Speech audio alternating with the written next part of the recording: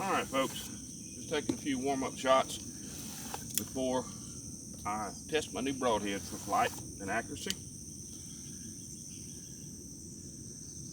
Alright, the first one that's going to fly through here is going to be my broadhead. It's a 200 grain Cutthroat single bevel. We're going to shoot it first, and then I'll follow up with a couple of target arrows and see how they group.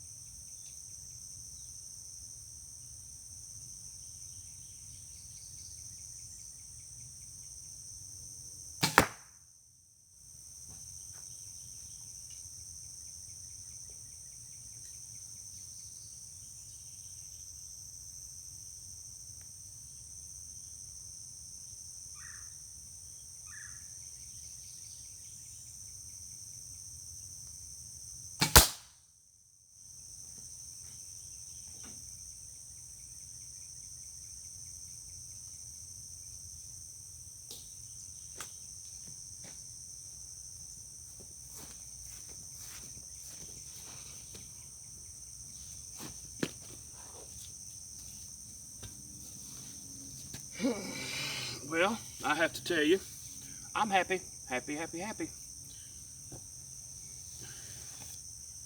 Target point.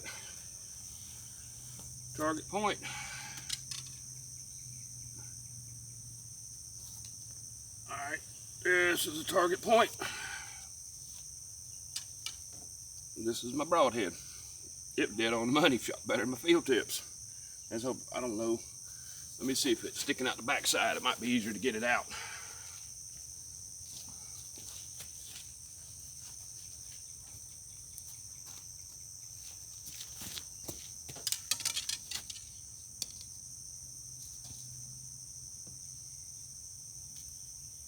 Yeah, it's sticking out the backside. Let me see if I can't take this target apart.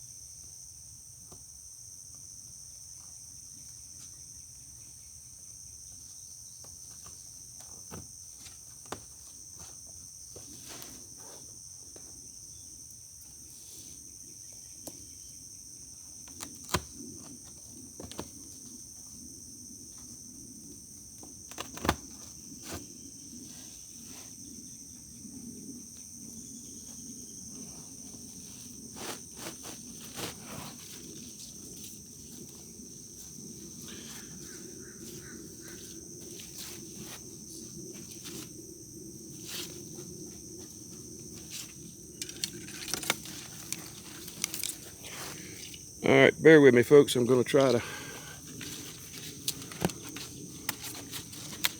All right, as you see there, we've got about tip to the back, about 5 inches sticking through. These bow targets are 16 inches thick, so that's pretty good. I'm happy with that. It's out of my 50-pound Martin Saber recurve with a 690 grain Easton 5mm with 4-inch fletching arrow.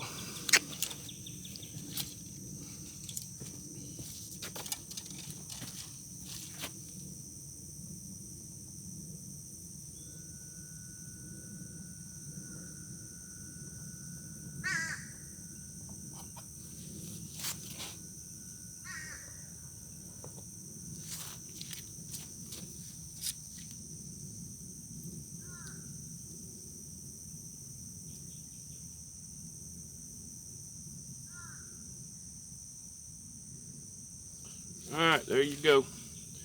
That was my penetration. We ain't got too many deer in Florida much thicker than that.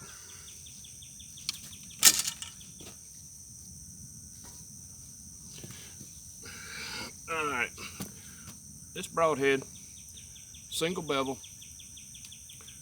They're opposite sides. This is what they call a right wing. Use right wing fletching. The whole design of this broadhead is your fletching's turning your arrow. Standard fletching like this, about every 60 inches of travel, you turn 1 revolution. Now this broadhead, when it goes into the animal, you have a 16-inch complete revolution. I ain't quite figured out how you can go from what this is doing to that, but okay. Doing so, it cuts a mean wound channel as it cuts through, because it continues to spin until it completely passes through. Now, this broadhead has a wedge affair where it comes back on the shaft. The purpose of this type of broadhead is when you hit a bone, it pops like that as it passes through the bone. Just imagine driving a wedge in a piece of firewood. You drive that wedge in, the piece of wood splits. Same thing on a bone. So this is going to allow, if I hit a bone, to bust it out of the way, to keep going till it gets to the vitals where we need it. Now, or if it hits a bone on the opposite side, same thing. It'll pop it open, finish the pass through, allowing my 2 hole for my blood. Let's see here. I don't know if you're gonna be able to see it. Let's see if it will.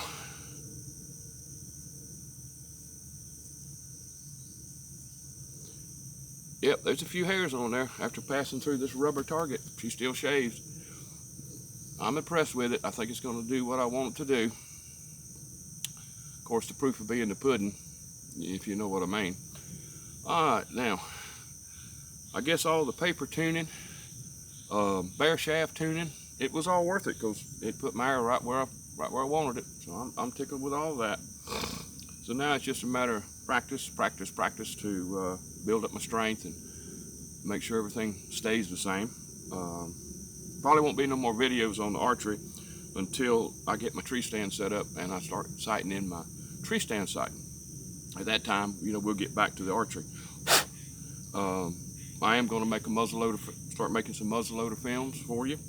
Flintlocks, smooth bores, Kentucky rifles, double barrel, single barrel, muzzleloader shotguns, Hawkins rifles.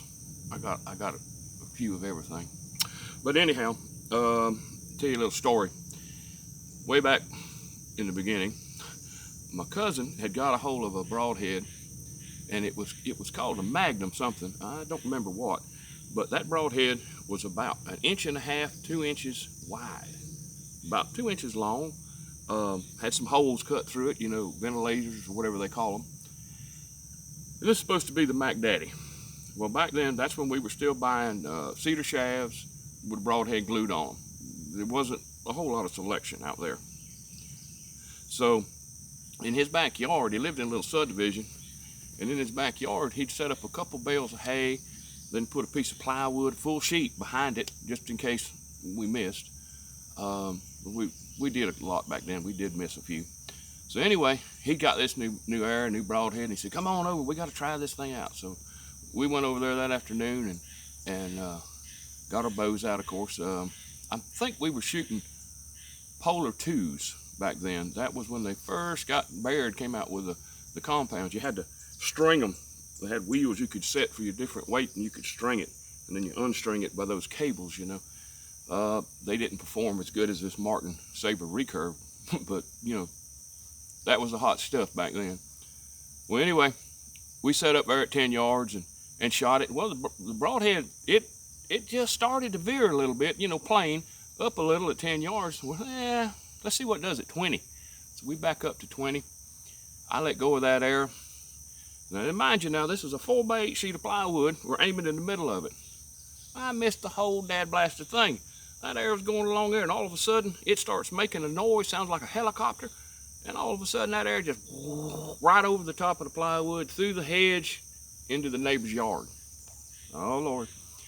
So we laid our bows down. We weren't gonna go over with our bows, you know. We snuck through the hedge and went out in his backyard, and we looked and looked and looked. We couldn't find that arrow nowhere. Oh Lord, we done lost that arrow, and that man's gonna step on it, cut his foot or something.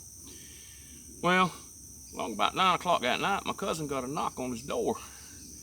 He opened up the door, and there's a man standing there, and he says, "This was in my back door. You got any explanation for that?" It was up about 5 foot in the air in his back door, which was probably 40 yards from where we had shot that arrow, and it just kept right on climbing. Well, anyhow, neighbor was a little upset, but I guess he got over it. My cousin's still alive. But this paper tuning and bear shaft tuning and the quality of this new equipment it's really come a long way. So you take an old dog like me, I'm having to learn it all. I know you young fellas already know all this stuff, but the thing is, you know, get your equipment, do everything you can to make that shot perfect, because that animal, a lot of times when you let go of that string, it's all up to him what's going to happen, but you've got to give your part as best you can get with it. Now, these cutthroats, I told you on the last video, these cutthroats was about $15 or $16. Well, I was a little wrong. I got them in the other day. Now, I paid $5 extra to have them sharpen them, clean them up a little bit. And with the freight and everything, you're looking at a $22.60 broadhead right there. It's me how we got this expensive with stuff, but as good as it flew, if it'll do its job on the animal, I'll be happy, happy, happy. All right, Florida Cracker Outdoors. Y'all subscribe and keep watching.